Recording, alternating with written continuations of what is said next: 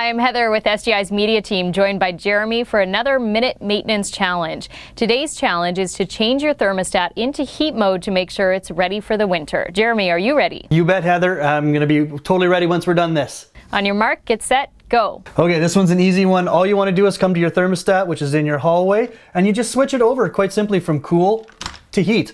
When spring comes, you switch it over back to cool so your air conditioner will run during the summertime. You want to set your thermostat to about 22 degrees Celsius. That's an optimum heating temperature in winters here in Canada.